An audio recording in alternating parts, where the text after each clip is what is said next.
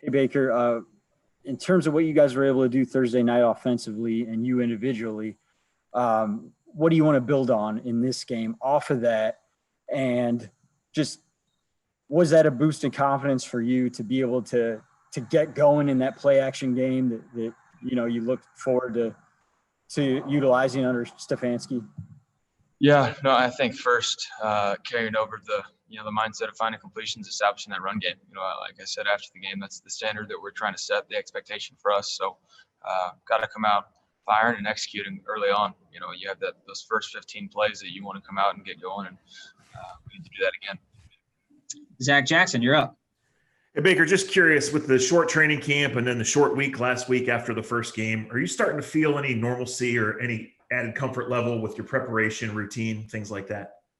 Absolutely. I think we're all into a routine now. It works for us, and it helps to have the Thursday game and have a little bit extra prep. It's just we don't have a lot of film to watch. You said the Eagles and the Cardinals game. So, but yeah, we found a routine. I think everybody has, but especially speaking for myself, I have. Scott Petrick, you have our next question. Hi, Baker. You've talked about how last year you weren't always comfortable and confident in the protection. So when you go into a matchup like this week against Washington, how much better do you feel about the guys in front of you, and how helpful is that? I feel really great. Like we hit on after the game last week, it's, we had no sacks and over 200 yards rushing. They played extremely well, and we're going to lean on those guys and trust them to do that week in and week out. Yeah, we know it's a different opponent this week, but we have to carry the same mindset to go in there and execute. Thank you. Dan Lobby, you have our next question.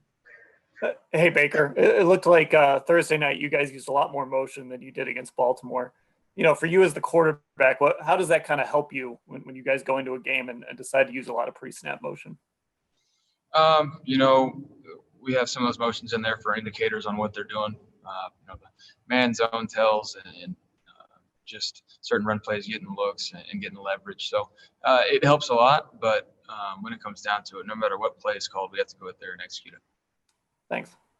Fred Greetham, we'll go to you.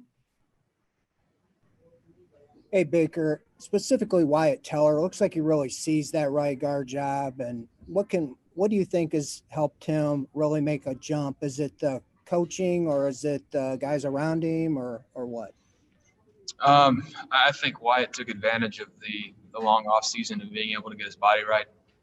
Something I can relate to, but he put on a ton of muscle mass, and then we have a great O-line coach in Bill Callahan that I think Bill's extremely hard on those guys, but I think Wyatt has learned a lot from him just from the short time he's been with them, and you can see in the production that he's having.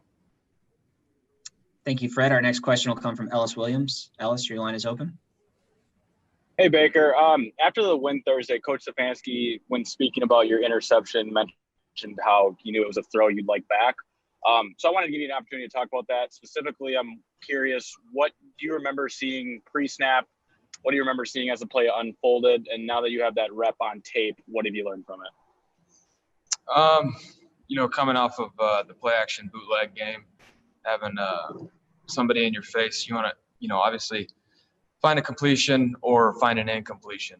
No negative plays when you have somebody in your face like that. So as I'm coming out, there's somebody right there. I see Harrison Wynn on Jesse Bates on the corner post, but because I stepped up and had to stop and didn't have my eyes on the backside corner, that's where the interception happened. So when it comes to that stuff, and I can't see the whole field, the perfect look that we need for it, just check it down or find an incompletion. Thanks, Baker. Thank you, Ellis. We'll go to George Thomas next. Hey, Baker, I was just wondering, do you see any similarities with this Washington defensive line and the San Francisco defensive line that you faced last year? Yeah, I think just what they're trying to do, let those guys go make plays. San Fran had where they put the 5 bigs in the game and said, hey, one-on-one, somebody's going to win. We're not seeing that with Washington. That doesn't mean they can't show up and do that, but because they have the personnel. It's just different schematically, but yes, talent-wise, very similar. Thank you. Thank you, George. Nate Ulrich, back to you. Hey Baker, I'm just wondering if you think that you and Odell connecting on that really nice rollout touchdown pass, you think that can give you guys some momentum as you're trying to consistently get on the same page? Yeah, I think so. We had a few more completions last Thursday, and so just continue to build that, get the ball in his hands, let him make plays. Thank you, Nate. We have 2 hands up. We'll take these last 2. We'll go to Mary Kay now, and then Scott Petrick. Mary Kay, your line's open. Hey, Baker, is it, or how difficult is it for you knowing that I've heard you say, dealer's choice, and you've got all these great weapons when you look out there.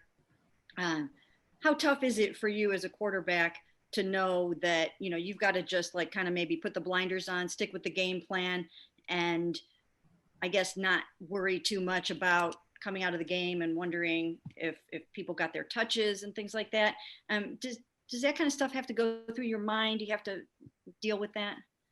No, I mean, I would say yes, but that's something in the offseason, just knowing that to trust the system, go through my reads, not try and force the ball, get it in those guys' hands, and trust that we have everybody around the field that I can trust to do that. That they can go out there and make plays.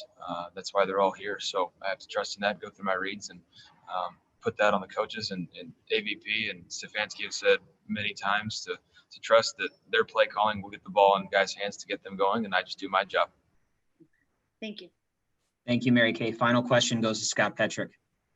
Hey, Baker, we heard so much in the offseason about Coach Stefanski's system being perfect for you. And when you run those couple of rollout off misdirection early and get those 2 quick completions, how much do you think that suits what you do well, and how comfortable are you doing that? I'm very comfortable doing it. It doesn't just help me, though. It helps the O-line move in the pocket to where we're not just dropping back and letting teams tee off on us, having to react, and it helps our run game out. When they have to worry about us pulling the ball and throwing passes or rolling out, that means they have to be a little hesitant on the backside, which opens up holes for some of those cutback runs. Not that we had any last week because there was a lot of gashes front side, but it just helps everybody out. It makes us more versatile, and teams have to prepare for more for that.